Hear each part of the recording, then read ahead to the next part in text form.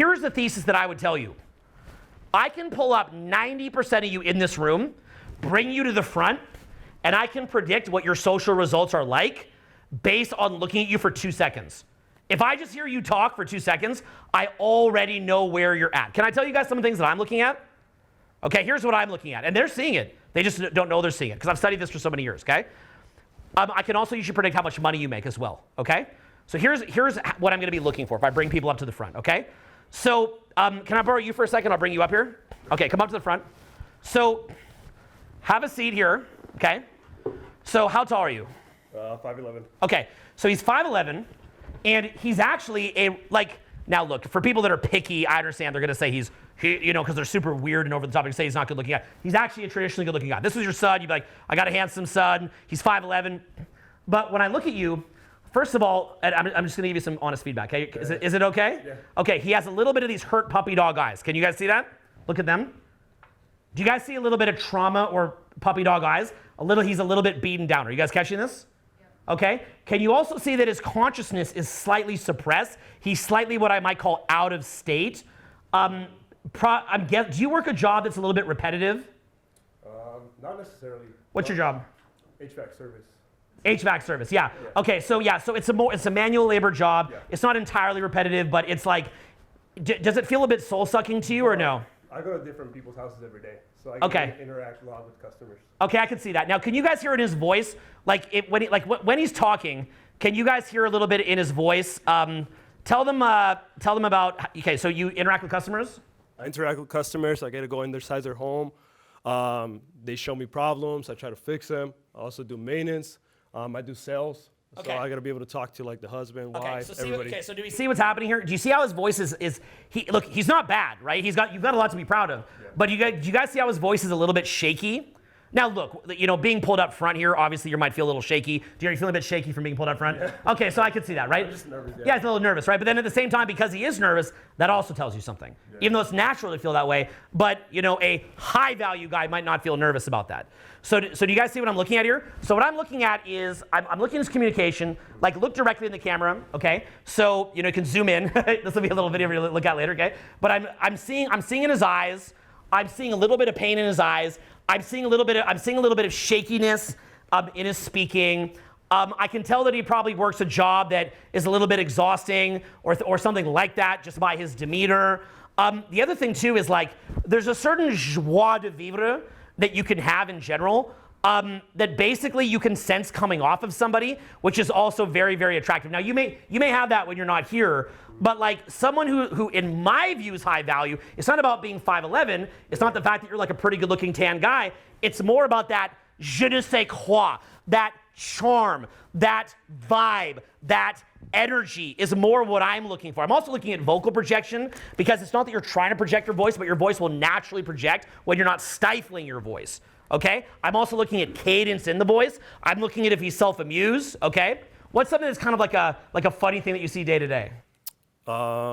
Memes, funny shit on social media. So see, a guy who's quote high value might have a joke in that position. See, I was memes. Okay, I'm getting hard to. Yeah, but bro, the cool thing is bro, we're gonna work on this and we're gonna kill it and we'll see this later what it looks like. Okay, yeah. So that'll be the cool thing, right? So that's the happy ending here is that you'll see the change. But the point being is that I wouldn't do this if I couldn't create the change. Okay, so I lead in like this, then everyone's like, you're a dick. I'm like, he's about to change. So I just wanted to jump in the video to let you know that I'm actually out here today on the beach, practicing what I preach, doing all the things that I tell you to do in these videos. I don't just do seminar videos where I tell you that you should work on your social skills. I go out and I meet and talk to people all the time. Now, as I'm out here doing this, here's what's funny. I've got students that are out here with me watching exactly what it is that I do, and they're kind of blown away by it. But then what I'm doing that I think is blowing them away even more is I'm showing them exactly how to do it so they can get the exact same result.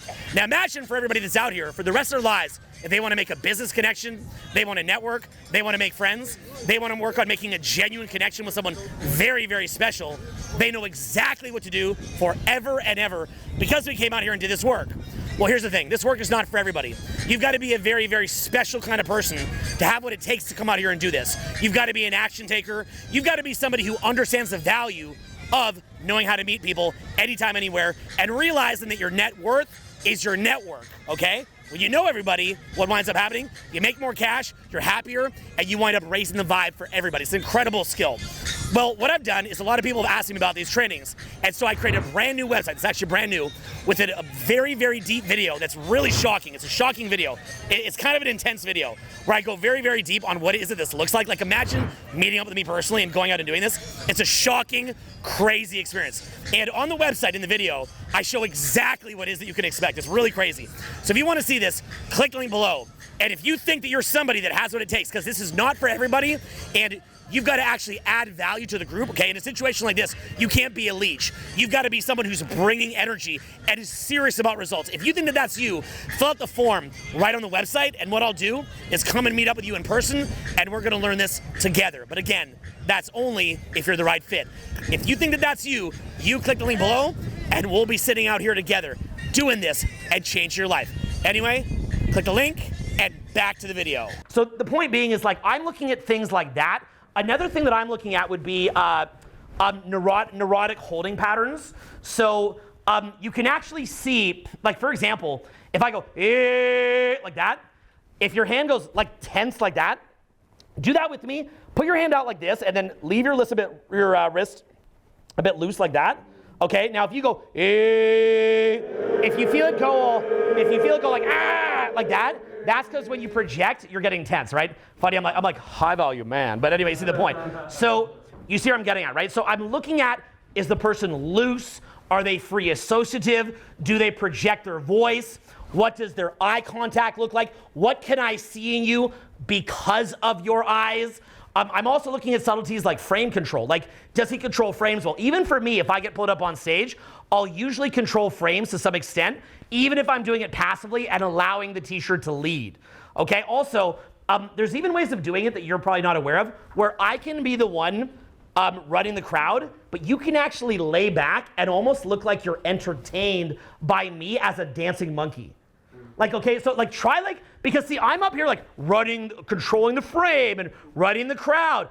But believe it or not, even him back there quiet can just look at me like I'm some fucking goofball, or maybe like in a cute way, like I'm like this cute little dancing monkey and I'm performing for him. Like if you were to show me, try to show me what it would look like if, you know, I'm up here like saying all this stuff about you, but you just don't even care. You think it's just hilarious, and I'm just like performing for you. What would that look like? Like, how would you make that look?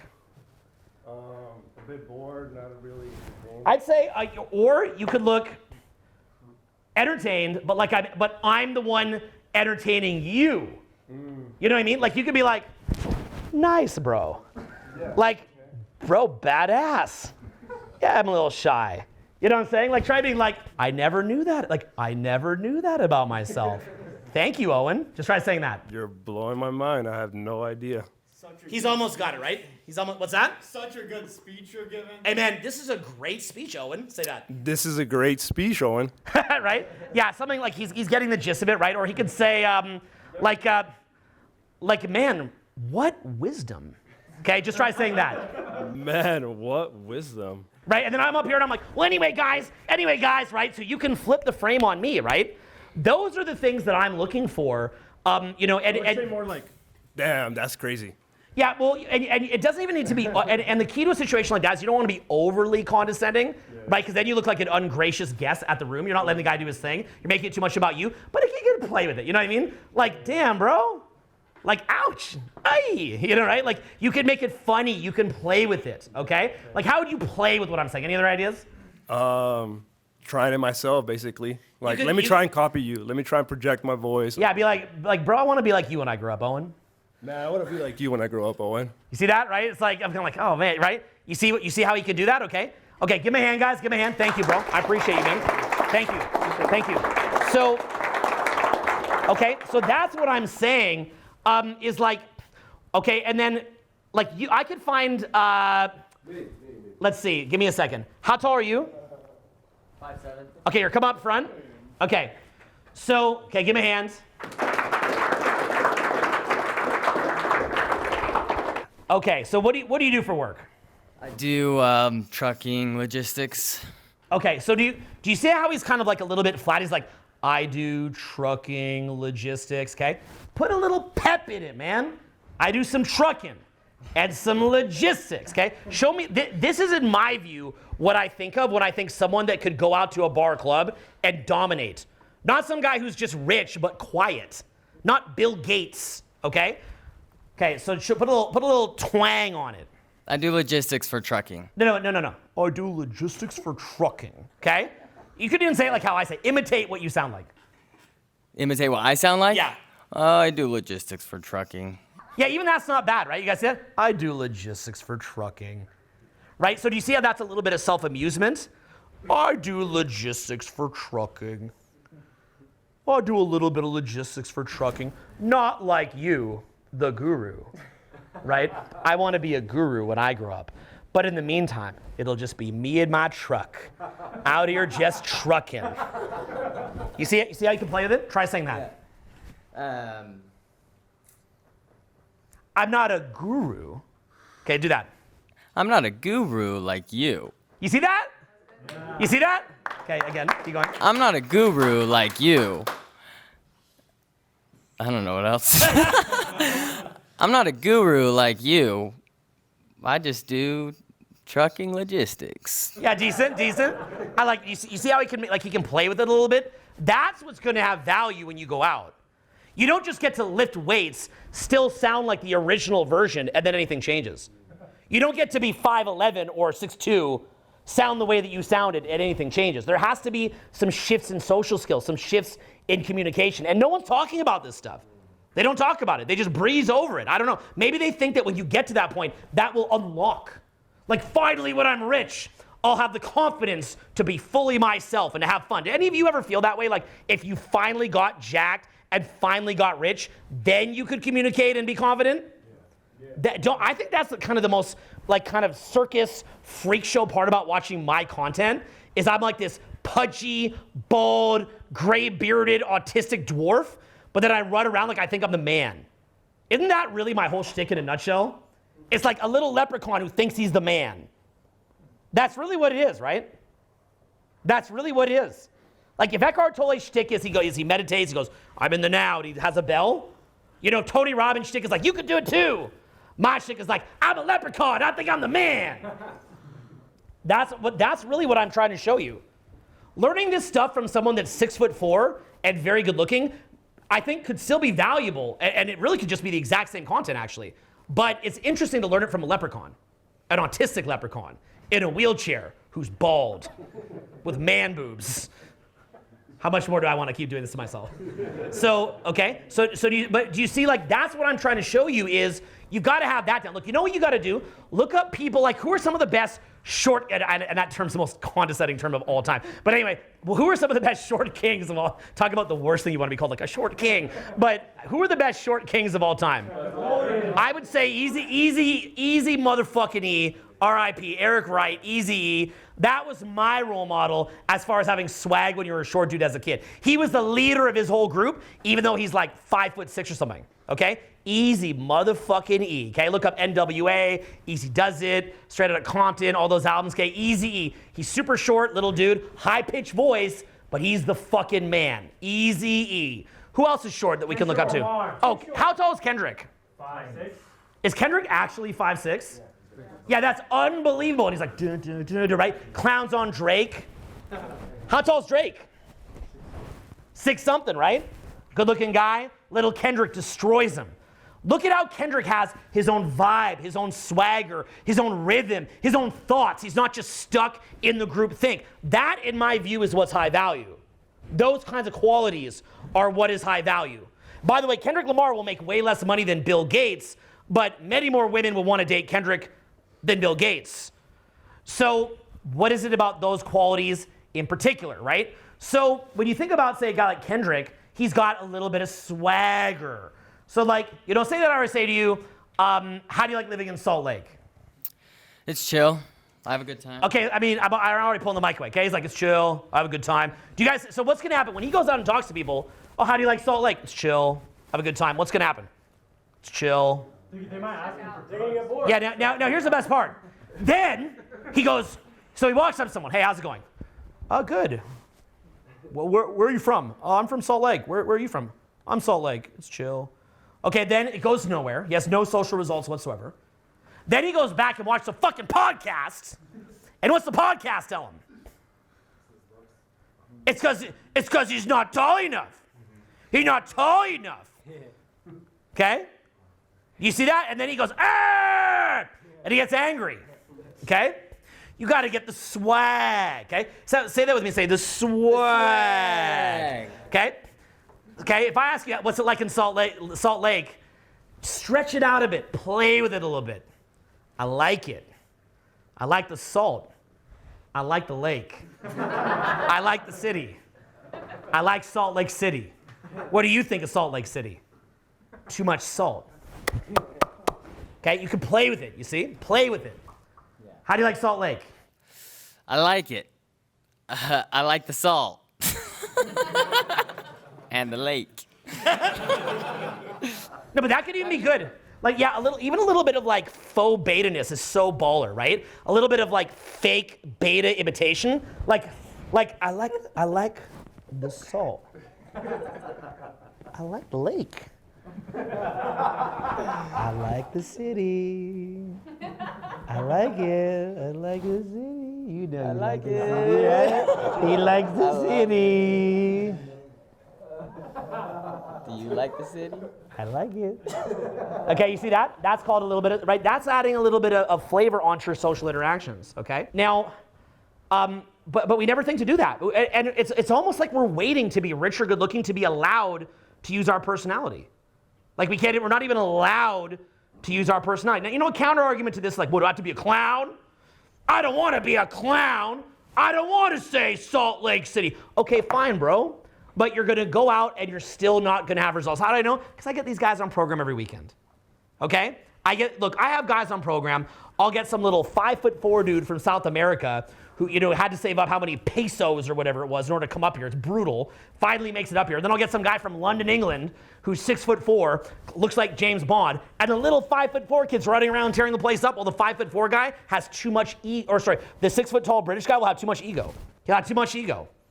I remember that was one of my earlier programs when I began to realize this, right? There was this little dude from South America, and then there was a tall guy from, I think his name was Roy or something, and he was from London. And he was sitting there like, this little 5'4" guy's like killing it, and like, I can't even do it. And like, I thought because I'm good looking that it would help me. And I'm like, no, bro, like, you gotta lose your ego, bro.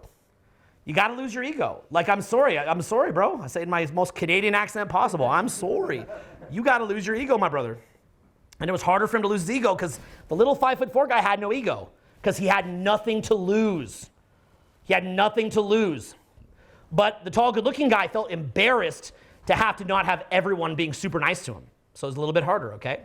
So say it's a little bit harder. Say that. It's a little bit harder. Okay, go, it's a little bit hard for me. It's a little bit hard for me. Right, so then what you do is if you're talking with someone and they say, what's that like? You'd say, hey, it's a little bit hard.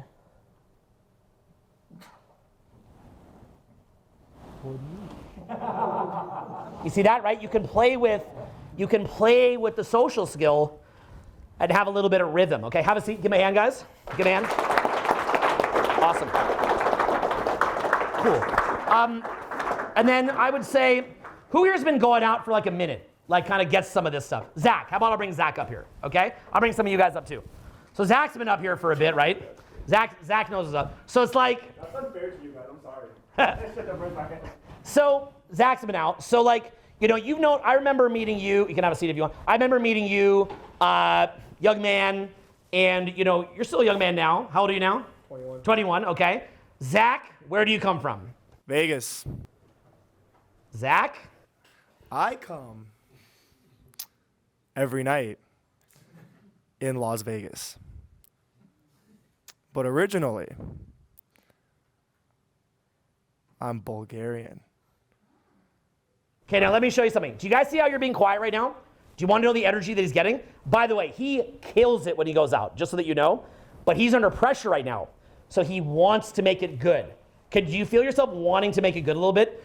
I know this because I'm a public speaker. And whenever I want to make it good, it stops working. So I know that because I'm a public speaker, okay? So you've actually got to like double back on yourself. It's all this mental trickery where like, if you're feeling the pressure for it to work, you have to find some way to not care whether or not it works. So one way that you can do is you can embrace and exaggerate. Okay, so embrace and exaggerate. So for example, if you say, Owen, are you, like say you say to me, Owen, where are you from? And I feel pressure to make it good, I could go, LA. I go, Los Angeles. Okay, like try that. Las Vegas. Okay, just go, but fully, because there's emotional, we have what's called mirror neurons, so we can feel what other people feel. So I need you to go into, so what you're doing right now is something called swagger jacking yourself. So you're doing an imitation of what you think you do when you're in flow. You're imitating yourself if you're in flow. But if you're not in flow, then if you try to imitate yourself in flow, it won't work. So what you do instead is you embrace that you're not in flow and you exaggerate. I'm not in flow. I don't know. I'm a bad man. I'm the bad man. Hey. Okay, like you can imitate, you've got to own, like feel where you are, feel it. Contraction. You see what I'm doing, right? It's like if I feel contracted, contraction. Look what I'm doing there. See that? I've just done this for so many years. I know every little loophole. Okay, look, it's like, you know how when you jerk off, some days it's easy, some days not so easy, but then you got to find the mental way to bust, right? You learn that over many years. That's like public speaking or social skills, right? You got to find a way back to the swag, even on an off day, you know? So, it's true though, right? That's kind of what it is. So it's like, feel like I want you to like me. Do you like me? Do you like me? I like me. I like you. You like me. Okay, so you can actually feel that you can feel where you're at and like you got to go fully into where you're at. Cool speech, bro. That was a cool speech. Keep going. Oh my God. Okay. Hello. Hi. Okay. I come from Las Vegas. Okay, feel the contraction, okay? Feel the contraction fully. Feel where it is. I am contracted. Or like, I want to stop getting fucking picked on. You're picking on me. Okay, like just feel whatever you're feeling. Kind of take this and then go into it for a sec.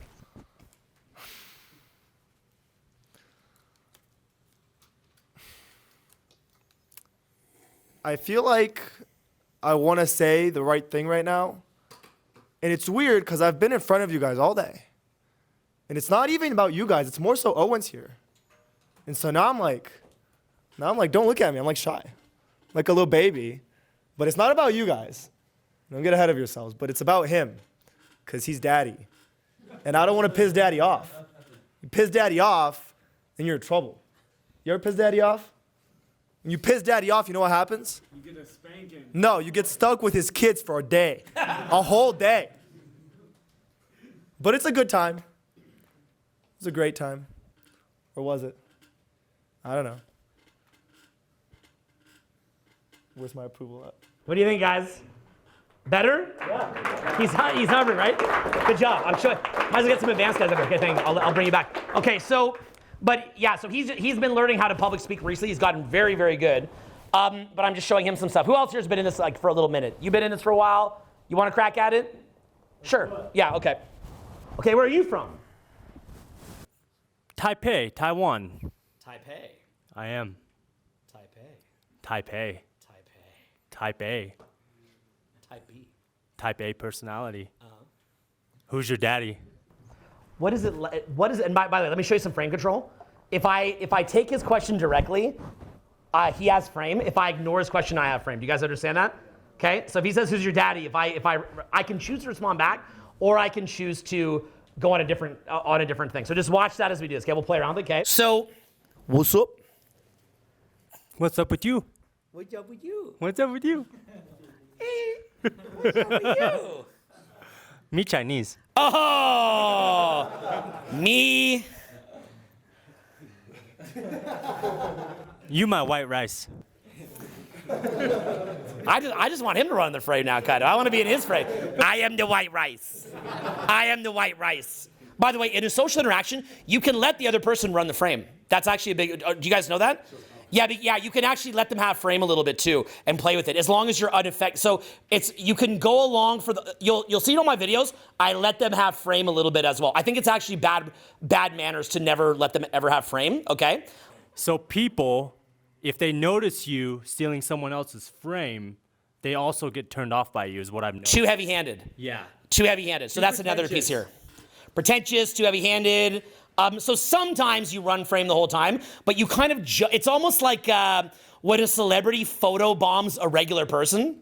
Because normally it's a celebrity being photobombed, right?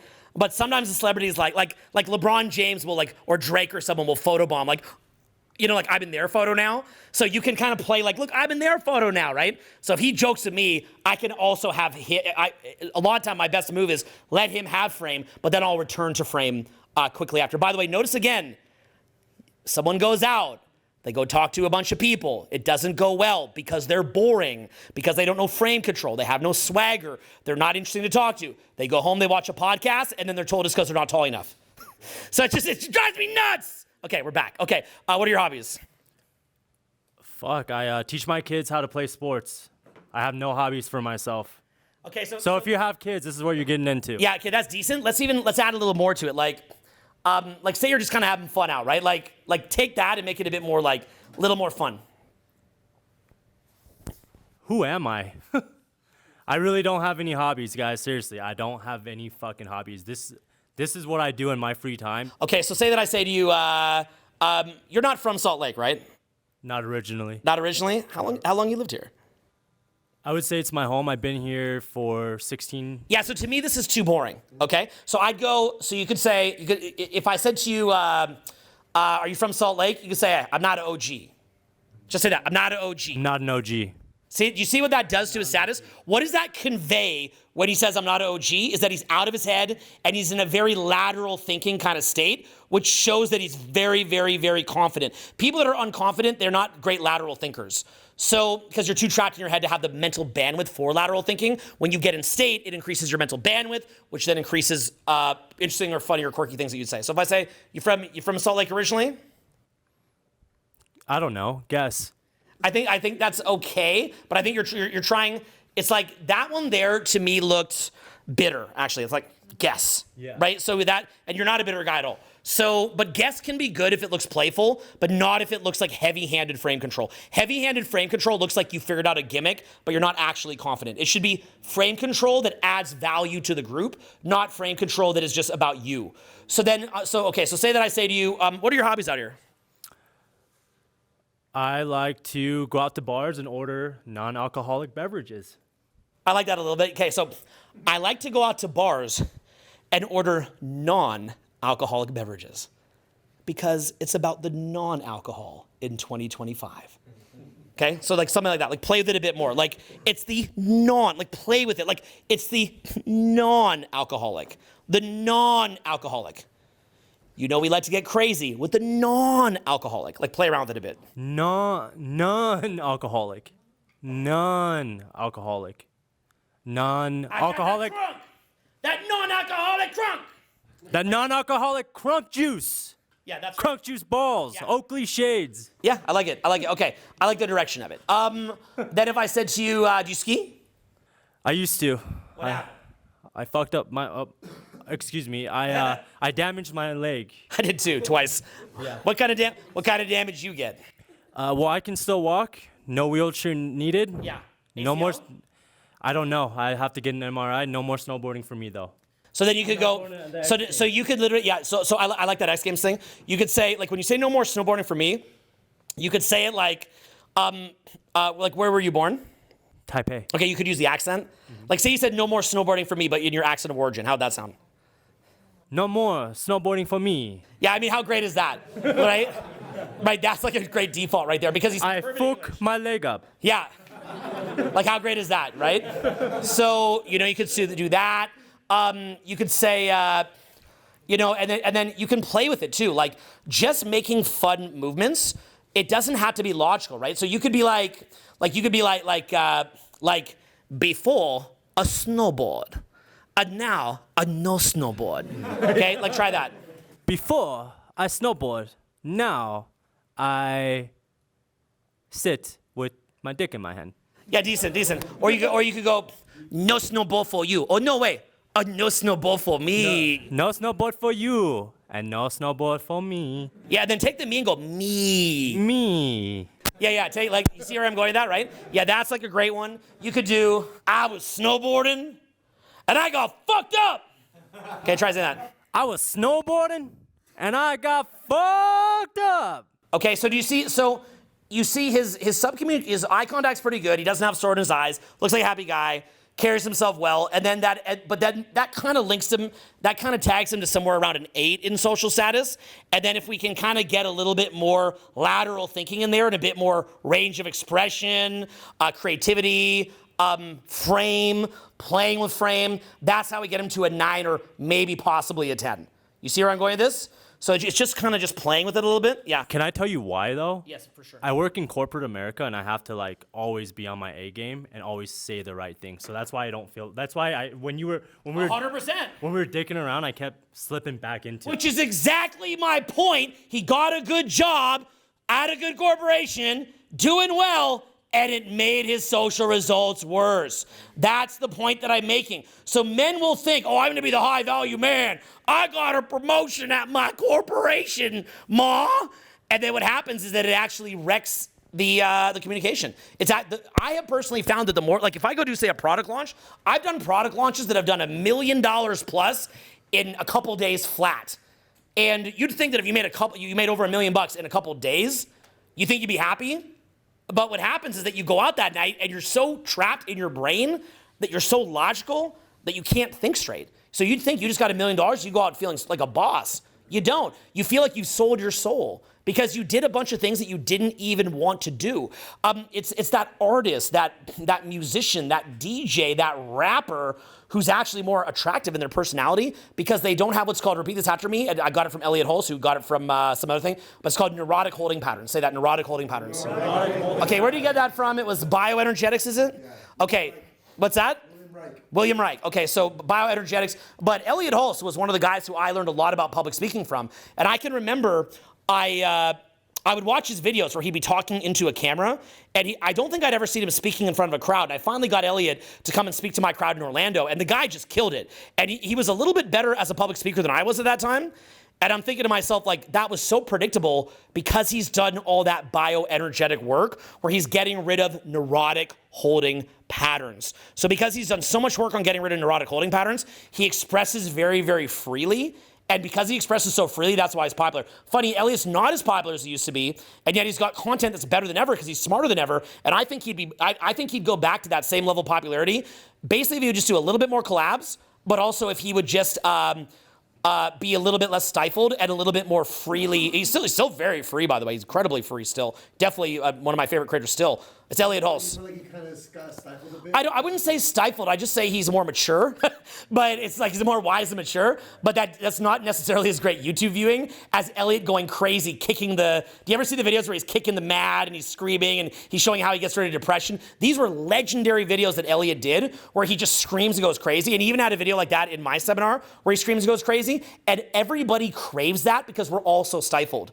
And so he actually has a program called Grounding Camp where he just shows you how to get unstifled. You ever do that? Yeah. Oh, I've done it too. It's just awesome. Yeah, so it's just Elliot just showing you how to get unstifled. Now, I'll tell you something, and Elliot's going to get mad at me for saying this, and I might even lose my friendship for saying this with him, okay? I'm kind of on the fence if I'm going to cut this out or not. I think he'll be okay because he's a pretty straight-up dude. Okay, so Elliot's a married man. He's a very, very, very married man and a very loyal married man. So anyway, there was only probably like a handful of women at Grounding Camp. And what happened was Grounding Camp was based, and he openly discusses this, on a guy named Osho who had something, I think it was called Osho Dynamic Dance or something like that, okay? Now, Osho, who's by far, it's sort of weird because I kind of have I think like everybody, there's like a love-hate relationship with Osho because he was a cult leader and he did a lot of very weird stuff, which you can watch in a documentary called Wild Wild Country, but he also has incredible content. You can't say this guy doesn't have the best content. So a lot of it's a little off the wall, but when he hits a gem, it's like nothing else you've seen in your life, life-changing. So Osho, look him up. I've read a ton of his books. But anyway, Osho also ran a sex cult. And so Osho, part of the way that he ran his sex cult and got everyone to have giant orgies was he would do the ecstatic dance. Or the Osho dynamic dance. Does anyone know the name of it? What is it? Osho something dance, right? Okay, so what happened was, I remember that there was only a handful of girls there. And what happened was, I have never in my life seen women that looked more aroused in my life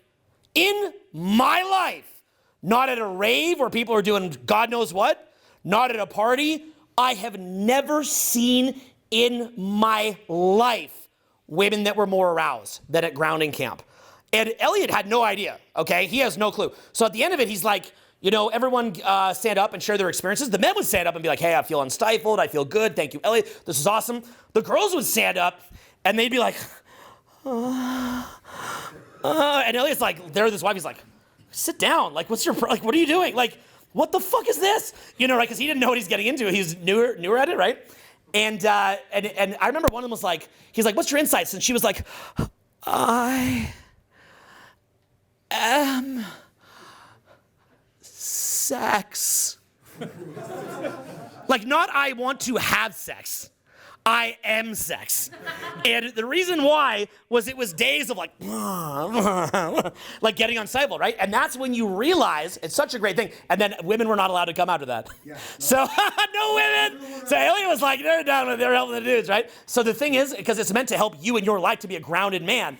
So the thing is, and there's things that I'm not saying that okay. Anyway, just, we'll leave it there, okay? But like, we'll leave it there. So the thing is, it was all like nothing bad or anything, but just like how unstifled they got. It was look, if you ever throw a party at your house, right, and you're all dancing and you just see how aroused everyone gets by the end of the night, if you saw this after 4 days, and you know, most of Elliot's clients are also kind of buffed because they lift weights. I'm like the only not buff one there. Like, what are you doing here? I'm like, I'm not buff, but I'm here too. And so it's all these buffed men like doing all these dances, and then the women are there and just look at all these jacked guys just like getting unstifled and all. Imagine if you're a man, you're like maybe like 5 or 10 men with like 200 women all dancing, and it was awesome. But the point that I'm trying to make is what I think caused that was the unstifling. It really was the unstifling. So that's what you've got to understand, is that if your personality is very, very rigid, okay? By the way, I owe a big part of my career to Elliot. He really helped my career, so I just want to say that. He did a video collab with me, and it just completely transformed my career. That's how you found out about me. So, I mean, transformed my career, and he's a great inspiration to me. I always thought me and Ty Lopez should do conferences together. Yeah, but anyway, so the point being is that he's trying to show men how to get grounded, and what I just saw was like, I'd never seen women more just like that, and what I realized was, it was because they're around men who don't have neurotic holding patterns. That's why what he teaches is actually very good for dating, but he's not even teaching it for that purpose. It's a grounded man who does not have neurotic holding patterns, okay? So for example, if there was someone who was meeting me, if I'm up here and I'm free associating and I'm just talking and I'm having fun and everything's loose and everything's free, that's gonna look more high status than just being a straight billionaire. I know that doesn't sound real to you, but you need to understand, who do you think some of my ex-clients and even current clients are? I have many clients who are making hundreds of millions of dollars, and I've got a couple that are in the billions. When we go out, do you think these guys are crushing it? No, they're having a very, very hard time. And and they're pissed. They're pissed off because like, I thought if I made $1 billion that this would do something, and it honestly doesn't. We've all seen the video of Jeff Bezos with his girlfriend or wife like jumping on Leo. We've all seen that, right? But that same effect happens even just if you're not Leo DiCaprio. It's just called you're unstifled. So that's what I'm saying. Like when I'm getting you to say things that are kind of a little bit off the wall, that's basically just meant to show unstifling. And again, how come the podcasts don't talk about this? And here's the worst part. And here, we'll do we'll do a couple more, okay? Okay, what's your favorite food? Seafood. So, okay, but do you see what's happening? He's trying to make it funny. Then he lets out the tension by laughing after, okay? So go in your mind, go deep in your mind, and just feel what feels good to you. Like as if you're Travis Scott. What feels good to me? Ask me my favorite food. What's your favorite food? Carbohydrates.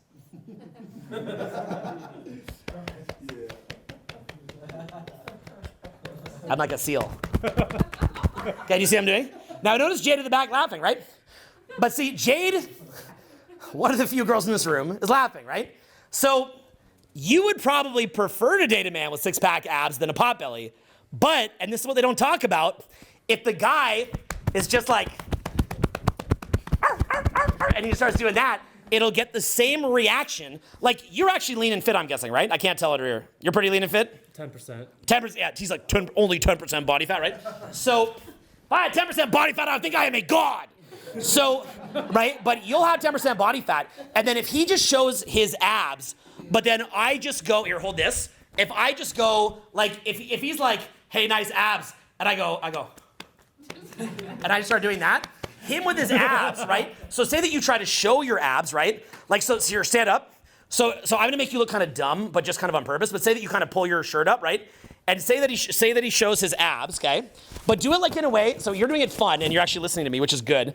But you're doing it fun. But try doing it in a way where you're like, no, like I've worked in the gym for freaking 4 years to get these abs, and here's my big moment to show someone. Look at this shit. Okay, but say that he's like 15%. Okay, but say, yeah, I thought we were gonna do the abs. But anyway, he looks like he has abs. So, but if I just sit there and I'm like,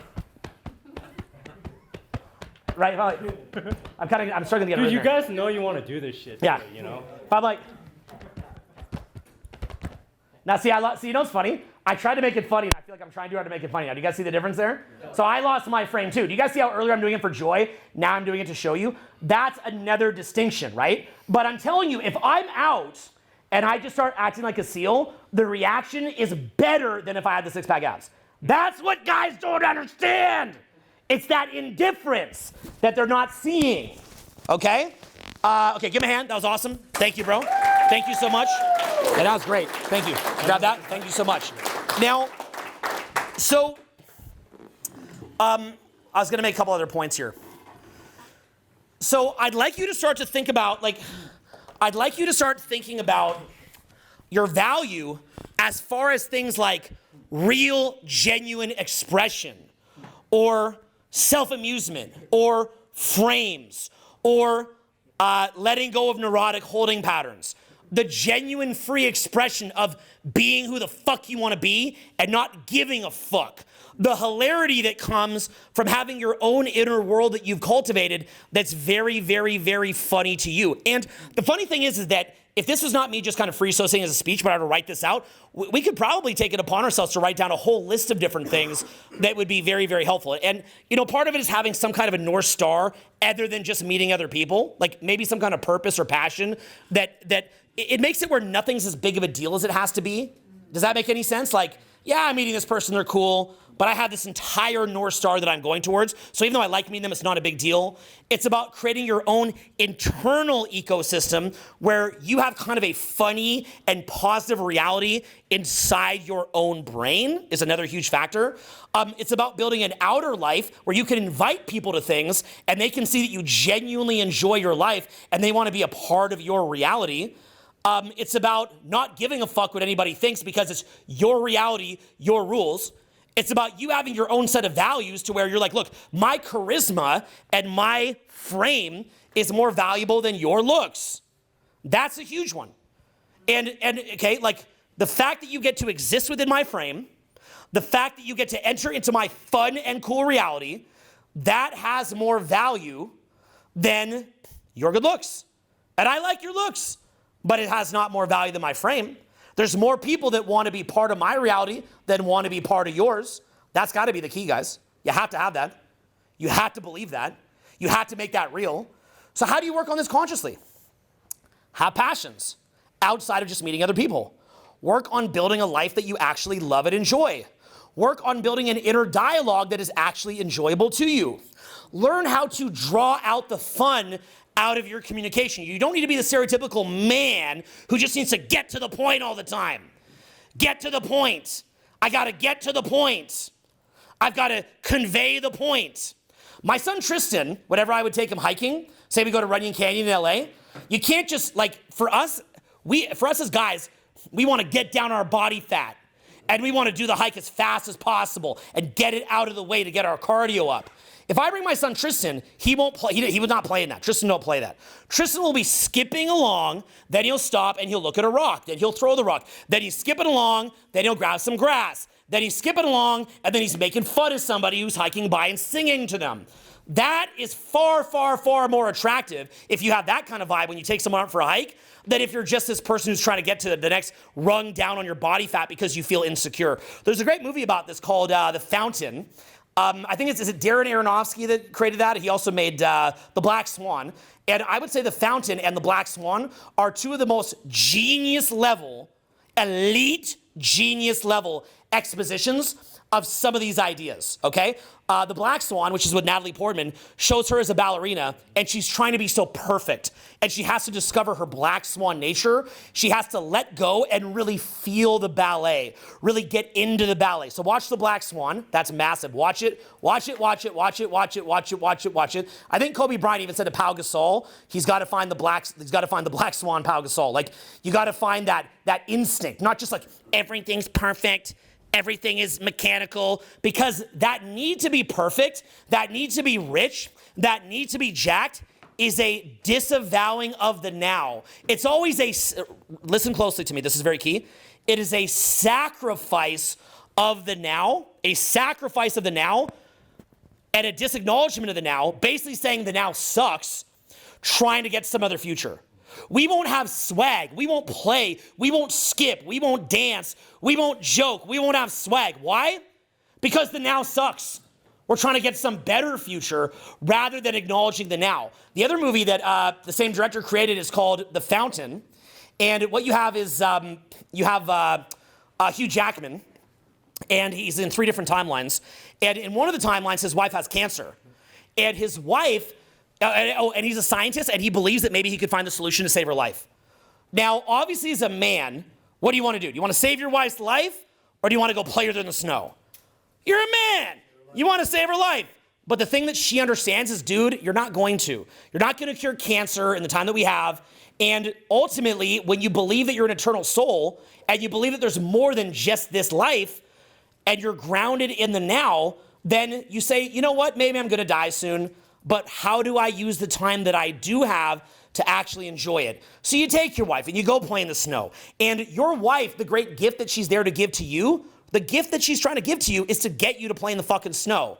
Now, I know you're thinking, like, I'm a man.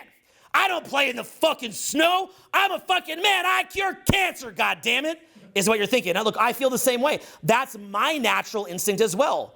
But what you'll find is first of all, if you have a girlfriend and you don't allow her to give that gift to you, she will eventually view you as the ultimate beta male, the ultimate low value guy. Because that need to always get to the future, get to the future, get to the future, get to the next thing, implies such incredible low status in her mind. Why can't you just be happy right now? And that's why you see most adult men, they just look beaten down. Their eyes look all weird and beady and just weird and kind of Gollum-like, right? Like the Lord of the Rings, like, I need the precious, rather than just enjoying the now and having beaming eyes. My son Tristan, and really all my sons, Dylan and Vincent, they have very, very beaming eyes. It's tangibly obvious. They basically look spiritually enlightened, even though they're kids. But that's the thing, kids are kind of spiritually enlightened. Like, they kind of are. Like, my son Tristan, if you look at his pupils, any of us in this room could meditate for a month, and we won't have as bright pupils as him. The challenge for Tristan will he be able to maintain that? And it's a hard thing, because you get older, an ego kicks in, we finally experience separation, we realize where we stand compared to everybody else, we realize that we have to, compete in this harsh world, that our value is based on the value that we provide. It's not based on unconditional love. And a kid has that unconditional love, right? But here's the thing. What is real strength? It's this. Follow me here. I'm going to show you something super powerful. This will be a gem from the speech, okay? Big gem. A lower level is like a kid who's like, I deserve unconditional love. As you get older, you realize that you will be loved as a man for what you provide and for performance. It's performance-based, okay? And that's an important transformation to have, but there's another one past it. Why do you guys think it's an important transformation to have, to realize that as a man, you're never really unconditionally loved? It's always based on performance. Like, if you turn to a beta, your girl leaves you, if you are bad at your job, you get fired. Nobody cares for some man who just thinks that his mommy's gonna come, let him suck her tit or something, okay? So why is that a very powerful incentive to have, or a powerful insight to have? To know that it's performance-based. Why is that very key to know at a first level epiphany? Why? Because then you can apply it. So then you can apply it. What happens if you don't have that epiphany? You become like that adult child who's playing video games, who thinks that you're supposed to be loved just for playing video games. Here's my thing. Eckhart Tolle talks about how you have a dog who's below consciousness and is kind of enlightened.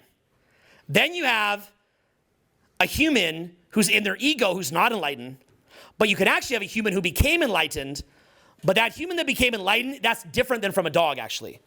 Because the dog is still technically below consciousness to some extent. They don't have all the logic that we have. Whereas a human could have that logic, but still be enlightened. They can be above consciousness. You could be highly logical, but still enlightened. So here's the main key, the big key of the seminar. You can understand that it's performance-based, become a multimillionaire, kill the game, everything, but still retain that childlike joy. That is real wealth. That is what my most wealthy clients pay me to help them get back. Because what happens is they see me running a business. Now I've got a low-level 8-figure business. Some of them have high-level 8-figure businesses or 9-figure businesses. But they look at me and they say, man, Owen has everything he needs. Owen's got a great life. He has more money than he needs. But look how much fun he's having. And so many rich dudes, I'm telling you, if you knew what it's like to deal with them, because I started dealing with them during COVID when I started doing a lot of one-on-one work, because I couldn't do seminars. And my whole bread and butter was just dealing with the ultra-rich. You know what's funny? My buddy Valentino, he comes to me, he says, Owen, because it was COVID, no, I couldn't do seminars. He says, Owen, during a recession or depression, yacht sales go down, but mega yacht sales stay the same or go up. What I realized was the ultra rich, even in COVID, still have money. They actually view it as Black Friday to buy their businesses and to buy their properties. So I made my entire business during COVID just dealing only with the ultra rich. And what I found, and it was very successful for us. And what I found was they really struggle to get back to that childlike joy. They're very stressed. They've had people betray them, people screw them over, their spouse is screwing them over, they're about to lose half their net worth in a divorce, all sorts of stuff. And their spouse is leaving them because of that whole thing from the movie The Fountain. They can't have joy. They thought if they made all this money that their wife would appreciate it, but they lost their joy. And that's why someone like, say, Tom Brady, his wife does leave him for like a fitness trainer that probably just dances with her. She doesn't care if he's got 7 rings. Look, I think that's kind of bullshit breaking the family apart, but I'm just making the point that it's Tom Brady. I mean, come on, like, are we getting a little entitled here? But at the same time, you can still understand at least the mechanics behind it, which is probably her personal trainer looked her in the eye when she talked. Probably her personal trainer thought she's special, and Tom probably just wanted to throw his next spiral football or whatever, right? So I don't think she should have done that, but you can at least understand the mechanics behind it, even if it pisses you off. But here's the thing, while it does piss you off, here's the upside. It forces you to learn how to get back that childlike joy. What is it worth being rich if you don't get back that childlike joy? And see, this was a relationship that I had throughout my entire time teaching social skills, because what I found was whenever I'd make those extra millions, my social results went down. And I'd always tell myself, for example, a lot of my career I was in the gym hardcore, a lot of my career I was working on bank and cash, and I'd always tell myself, when I get a little bit more fit, when I get a little bit more money, then my social results will go to the next level. Now, what I found was, look, here's the cool thing about having money. You can get a cool place to do parties. You can get a venue near the club. You can fly to South Beach during model season. There's a lot of reasons that you can attend a training, right? So there's a lot of different reasons why money can help you, but it's not something that generates attraction. It's not something that helps with social results. If anything, it just attracts weird users, prostitutes, hookers, users, people that don't really like you. It's not actually helping you with your social results. So you want to be the kind of person where, yeah, maybe you've got the fat mansion, you can do a fat mansion party, like what I do, but you also can just go out to anywhere and just kill it. You could just crush it. Doesn't that sound a lot better to be able to do that? And also, if you're up here and you're very stiff and just like, hello, yes, okay, efficiency, get to the future. What does that look like if you were in bed? Right? It's kind of like, right? It has that vibe to it. It's like, get to the orgasm, right? What's that? It's Napoleon. Napoleon. Yeah. Oh, yeah. Yeah. By the way, bro, thank you, because that was a big piece that I almost forgot. The entire movie Napoleon by Ridley Scott was about this exact topic. The whole movie. Watch it. I've given you 2 movies. The Black Swan. What's the other one? The Fountain. And what's the third one now? Napoleon. Oh, Napoleon basically shows he is the most powerful man in the world, but the way that he makes love to his wife is like, he's just completely disconnected. He's just like, and she's just like looking back at him like annoyed, like, ugh, like this is creepy, like this is weird. And she's cheating. She's perpetually cheating on him because he's in that exact same loop. That is what a lot of the podcasts are leading you towards. They're trying to turn you into Napoleon in that movie. That's their outcome. I'm dead serious. When they're saying high value man, they're basically saying Napoleon. This little like, while your wife's just like, oh, weird. Okay? They have, the things that they talk about with intergender dynamics are largely true. Hypergamy, intergender dynamics, all the different dynamics, I think a lot of it's pretty spot on, and I like the podcast. But they're just not understanding social skills because they don't go out. They don't coach it. You see how just by meeting a couple clients here, like even just in a free tour for a couple minutes, just the insight that you get just from meeting a couple people live. Now imagine if you're also taking them out, and then the insight that you're getting when you're going out. Then I'm going out. Then I have friends that go out, et cetera, et cetera, et cetera. So you see the idea of what I'm saying, right? And thank you for that Napoleon thing here. Why don't I have you hop up here for a second? Yay! Okay. So give me a hand. Hi, chat. So here. Yeah. No, Dad. No. Oh, Yeah. Okay, here you go. Okay. So yeah, where are you from Salt Lake as well? I just moved in 6 months ago, but like I've been in New York most of my life. Okay, I like that. And then are you a hobbyist out here? Any hobbies? Fuck. Oh, snowboarding. I love snowboarding. Yeah. Okay, so how old are you? 18? Yes. Okay, now as an 18-year-old. Yes. Okay, so you've got a lot. You've got a lot of. You too. Okay, so you've got a lot of swag for an 18-year-old, right? Thank you. Okay, so look. So even though now he's hovering a bit on flamboyance towards gay. You see that? Thank you. But I'll tell you this. Let me tell you something. That there is still 1,000x better than the podcast viewer who's like, hi, yes, efficiency, right? It's still better. He goes out, he'll get a better result like that. Now, what I'd bring in is I would ground it. So what you have is you have the range of expression, but we'd want to ground it. I'm like Jay-Z or something. I don't know my rappers. But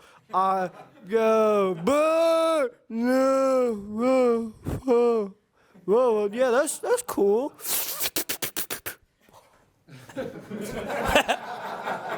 Let me ask you this. If he's out of all the people that we had out, okay, how tall are you? 5'7". Okay, 5'7". Yo. What do you weigh? I'm 125. Okay, 125 pounds, 5'7", okay? Who do you guys think would have, again, there's work to be done.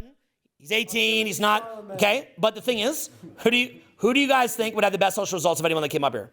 If he went out. Work to be done.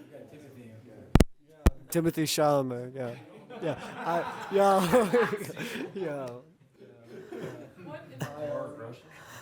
I came out here just for you. Yeah. Oh my God. Okay, you guys see what I'm going here with this, right? So then at 5'7", 125 pounds, he'll be told he has no shot.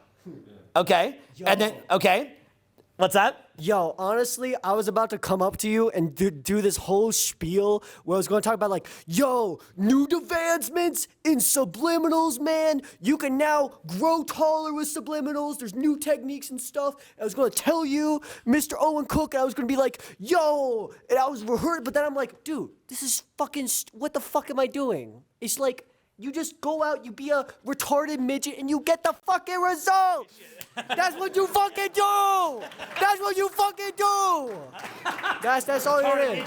Everyone say retarded midget. Okay. So, but the thing is, like he's young, he's 18, and he has work to do as far as grounding it. It's a little more flamboyant than would be ideal. But the thing is, he could get that grounding part down. You ever do meditation? For a time. Okay, I like it. Yeah. Okay. Yeah. You see how he's got it? Yeah. Do you meditate? Like a year, but then I stopped. Okay. Now, by the way, do you guys think that if he maybe oscillate between some normal ones and this, it'd be stronger or weaker? Yeah. Stronger. Yeah, so you'd want to kind of oscillate between the two. So give me a normal one. Do you meditate? Yeah. Okay. Yeah, I meditate. Okay, give me more normal. Yeah, I meditate. Okay. Okay, do you guys see how it's even funnier when he just goes normal? So you want to go back, so you want to pepper that stuff in, otherwise it becomes compensatory. Okay, so you want to pepper it in, okay? So, but here's what's funny. This is such a tip of a huge iceberg because we've only brought up, how many people we brought up? Maybe 4 or 5 or something? It's a couple, right? Yeah, 4. So imagine if you just are me and you're coaching this for decades, all the different personalities that you see. And that's what I'm trying to show you here. What's your question? Yeah. Can I go up there? Sure, come on up here. Awesome, bro. Thank you, man. Yeah, no problem. What's up, bro? Nothing much, man. How you doing? Good, man. Where are you from? From here. Let's put the mic up. Got to put that little, there you go. Where are you from? I'm from here. Amazing. How do you like it? It's pretty good. A lot of retarded midgets in here, so it's been nice to meet you guys. Okay, I like it. I like it. What are your hobbies? Golf and snowboarding and yoga. Okay, so you're a cool dude. You're pretty carefree, I like. But maybe you could just add a little more punch on it. Yeah. Punch. Just go Golf, punch. Yoga. Meditation. You ever heard of yoga? You ever heard of yoga? You guys see a little bit of that? He's almost there. Do you see it? You ever heard of yoga? You ever heard of yoga? Or you could say, we're in a town called Salt Lake. We're in a town called Salt Lake. Yeah, it's solid. Yeah. Anything else you want to test out while you're up here?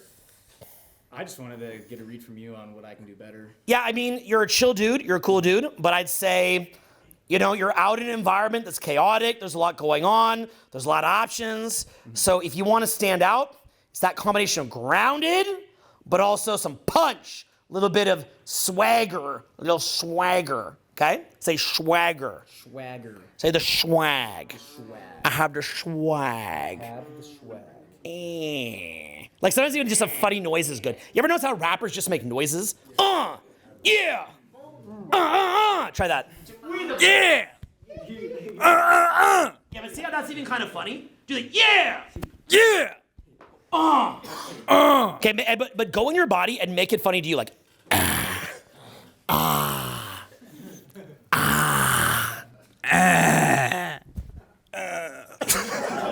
Yeah, you see that? That's funny.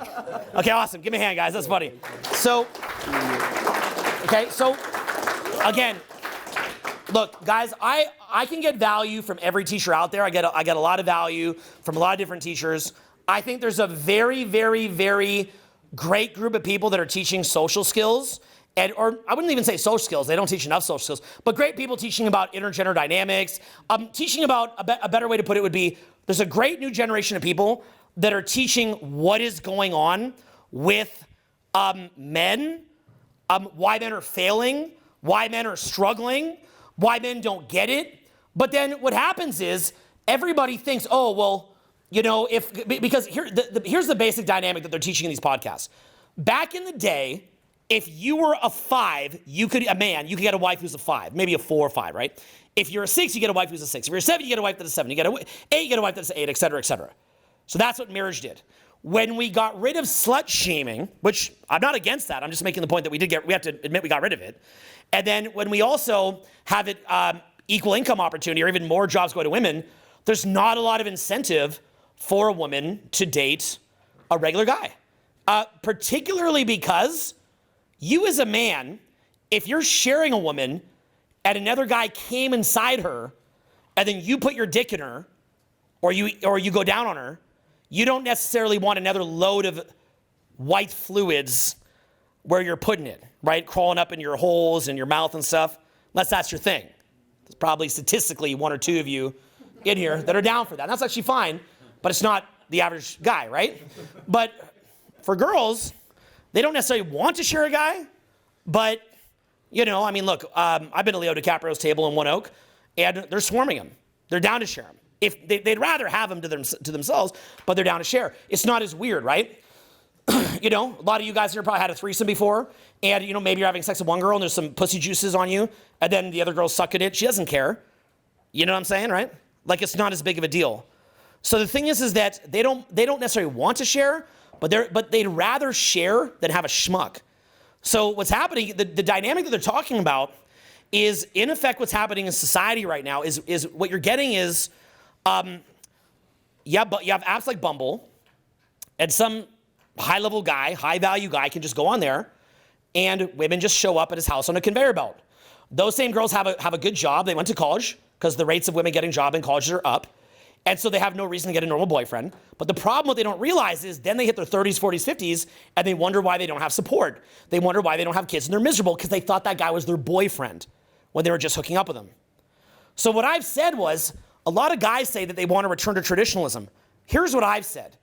Look, anything's possible. I'm not, like, hey, crazy world, right? Maybe we all return to traditionalism tomorrow. You wake up, all this craziness that's evolved is gone. And we go back to traditionalism. What are the statistical likelihoods that you're going to see us go back to the 1980s and 70s in your lifetime? What are the odds? 0. I'd say 0, but we'll give it a 5% as a puncher's chance. It's called a puncher's chance. Could happen. You never know. Anything could happen, so you never know. So if that's the case, is the solution just to make an angry podcast about how much it sucks and just be mad, and then get mad at someone for their biology and their DNA? Look, you guys all have biology and DNA. Do you want to be shamed into hooking up with someone who you find unattractive? No. Would a podcast shaming you about it make any difference? No. So is that going to fix anything? No. But here's the thing. So then what I came in and said is I said, look, the answer is just teach social skills, basic level social skills in the mainstream. You got to mainstream it. But then people come back to me and say, no, that wouldn't work because the problem is that if everyone had social skills, women would still want to date just the top guys, and then they would still keep going for the top guys because it would just become too normal, right? Kind of like how there's more money now than 300 years ago, but it becomes commonplace. Here's my answer to that. That has not been what I've seen in my experience. In my experience, if you're a man, you don't need to be the most high value. You just have to cross a basic tipping point. Jade, do you need only the most high value man, or does the guy just have to cross a certain tipping point? What would you say? Tipping point, absolutely. Yeah, no, it has to be the most high. No. He just has to be cool, fun to talk to, not needy, not desperate, has his own frame, has his own direction. And anyone can learn that.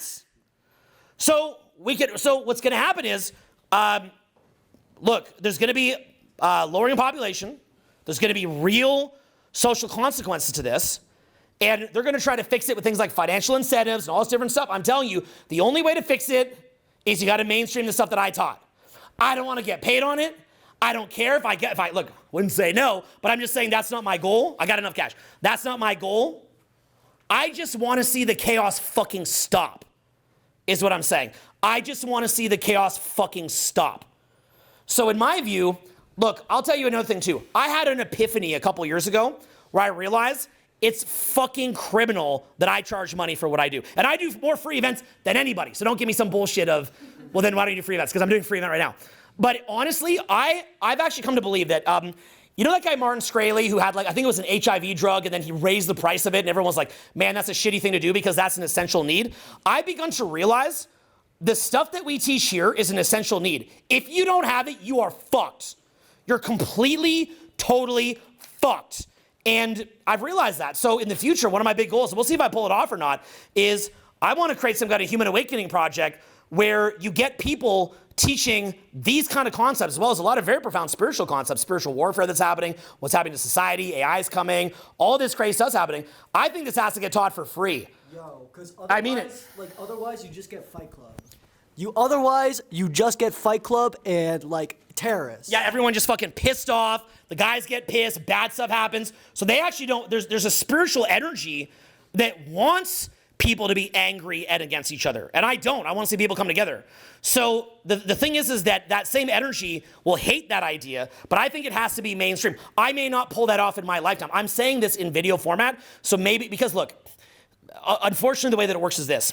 You have what's called the visionary, like the creative, and then you have an implementer. I've actually built a worldwide movement before. Do you guys remember that? I actually built a worldwide movement before, so I know how to do it. So I'm a pretty skilled and proven implementer, but there's better implementers than me. So I just throw these ideas out there because maybe in 200 years, I'll be dead. Maybe my kids will look at it, you'll look at it, someone will look at it, and maybe they'll go do it. I'll try to do it, but I think I'm a 10 out of 10 visionary, and I'm look, by my standard, about a 6 or 7 out of 10 implementer. Now, by the way, in saying that, I believe most of the world is a 0 out of 10 implementer.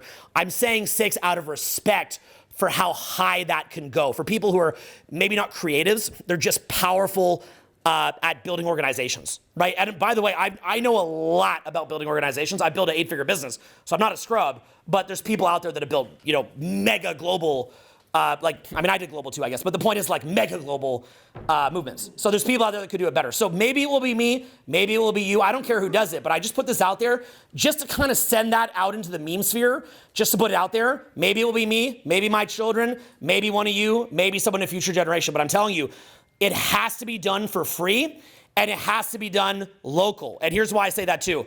Because this kind of information is so high paradigm that it will naturally get hated on, and it will typically not be able to reside on the net. We already know that, right? So because of that, it has to be in real life. And funny enough, what do we teach?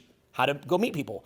So you could actually do that in real life, where you just go meet people. And if you could get people to have pride in their country again, you could get people to come back to core values, get people to actually start taking care of themselves, we could avoid this whole 2020-esque dynamic where people are so spaced out and angry. And as Klaus Schwab called it, the angrier world that we're going into.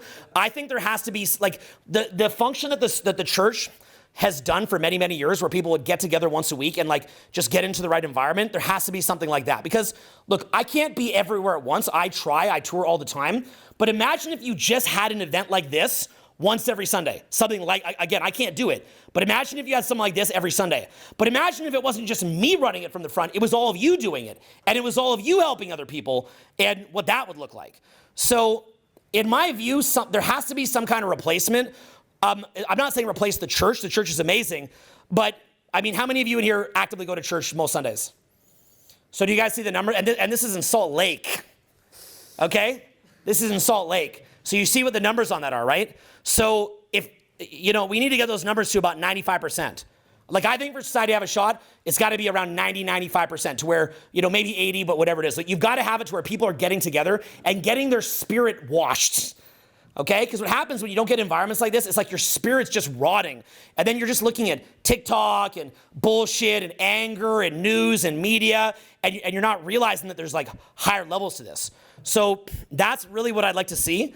I think there has to be something like that has to come out. And again, I think that to solve the mating crisis and to solve this issue with men and women, we simply have to get it to where I shouldn't be the main person who researched this. It shouldn't be me. It's got to be Harvard, Yale, Stanford. What I'd say to them, I would indict them. Where the fuck have you been? How many of you in here would like it if Harvard would do a real study on this stuff? Why does it have to be me? Okay, some crazy guy with a beard, some little leprechaun crazy man. So it shouldn't be me. This should be mainstream. You know what's funny? They try to take this kind of content and call it this and that and the other thing. You know what I'd recommend those same people? Do a 180. Do a 180. Do a 180. Embrace it and actually learn it. Help men and women to come together. Help people to come together. Help people to not just be fucking screwed and alone and on an isolated island, and then wonder why they might want to learn how to reach out and make connections and get mad at it and demonize it. Okay? But for people that are kind of in that spiritual war, in that evil side of it, they want people separated. And they intuitively feel that, and they don't even know that they're involved in that system. So in the meantime, whether all that, worldwide change happens or not, that's neither here nor there. For you individually right now, who are you responsible for today? Who? Myself. Yourself. So maybe collectively that will change, but you have to change as an individual. Now, by the way, do you ever have that craving, like you just wish that everybody around you would step up? You know why that is? Because if everybody around you would step up, it would be easier for you to step up because you become what you hang out with. But at the end of the day, you have to have a strong enough frame that you don't need everybody to step up for you to step up. You've got to be that first person in your group to step up. You have to be that first person. So that is what I would say to you is, like, do you ever find yourself talking about self-help concepts to your friends who just don't get it and wishing that they would get it and acknowledge it? That's because you're looking for their approval. Stop looking for their approval. What you're doing is trying to convince them as a way to delay taking your own action and getting your own results. So get your own results and then be a living example of that. That's a major key in Christianity. It's not just, tell everyone else to be a good Christian. You've got to show up connected to God. So be the light, be the living example. Read the Sermon on the Mount talks about that, okay? Sermon on the Mount talks about that. David Suchet, look it up. Another piece of homework for you. That'd probably be number one. So be the example of it.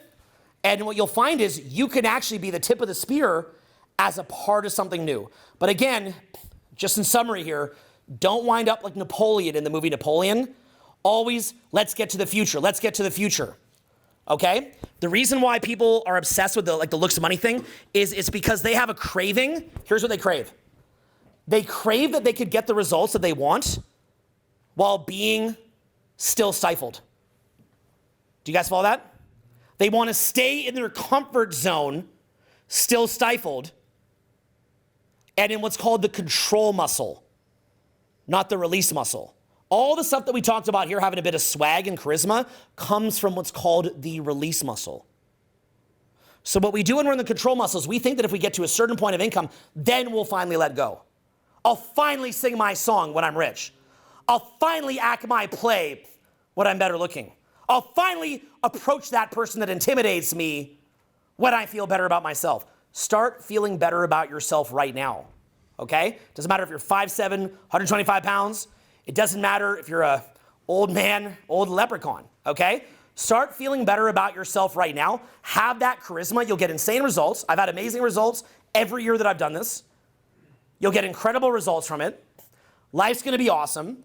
And what's gonna happen is you'll be in a state of what's called release. You're using the release muscle. The release muscle is the muscle and the mode that we have of spiritual enlightenment. We crave to get money or to look a certain way and have results so that we can avoid our spiritual destiny. This sounds abstract, but it's really the truth. This is very, very powerful what I'm telling you here. It'll sound wacky and crazy, but it's the truth. Because when you're like, oh, if I just look better, but you're waiting just to be free. You're waiting just to break out and to start being yourself and start being radiant by meeting a certain standard. You're just finding another way to defer it. Another way to let go. Remember the movie Fight Club? Letting go is not a weekend seminar. What would happen if you just truly let go? You remember the scenes where Edward Norton has like the acid on his hand, or they're just driving, they let go of the wheel? Letting go is not a weekend seminar. Well, yes, it is right here. But it's a lifestyle. What it means to truly let go. Watch that in the movie Fight Club. That's another one to look up. Another great homework for you. Okay, so we had the Bible, the Sermon on the Mount by David Suchet, the audio reader. Black Swan, The Fountain, Napoleon, and now Fight Club. That's a great list. So look at that stuff. And what I would say is you've got to learn what it means to truly let go, to be truly radiant, to truly let go of those neurotic holding patterns. Like we said, right, at the grounding camp seminar, why did those girls get so turned on? Because the guys were finally letting go. A lot of those guys were not rich, but they're finally letting go. And it created so much arousal. The girls were like, I am sex. Like, not I want sex. Like, there's another level past wanting sex. I am sex, okay? And that's what had happened. And that's, trust me, that's the least of it. So what I'm saying is, nothing too off the wall, but it was just like, I've never seen arousal like that. Why? Because the guys were letting go. The guys were letting go of neurotic holding patterns. The guys were being themselves. They were having fun. So be yourself, have fun. Be Tristan running up the hill and looking at the flower and throwing the rock and playing with people. Start doing that now. But it's like I said, we can't just be kids and think, oh, I'll get unconditional love no matter what. No, what you do is perform, understand that you've got to perform, but then rediscover that childlike beauty anyway, right? Is there a book called Iron John where he says you got to rediscover the golden ball? I read that like 20 years ago. Yeah. Anyone here? Is that what he said in Iron John? Yeah, I think so. He says you got to rediscover. You become the wild man, you got to rediscover the golden ball. I read that decades ago. Iron John would be another one for me to look up again. Golden wound or something like that? The golden wound. I think he says you find the golden ball, like you lose the golden ball as a kid. You have to rediscover it as an adult after you learn to perform. So that's kind of what I'm saying is that's our destiny, is to rediscover that joy, okay? And I hope that becomes a movement someday. But in the meantime, it comes down to you, okay? So I'm going to do a couple exercises with you guys right now to hammer this home. But you guys enjoy the talk? Yeah. Thank you very much. Thank you. Thank you, guys. That was awesome. Thanks, guys. So we strung together a nice piece out here in Salt Lake.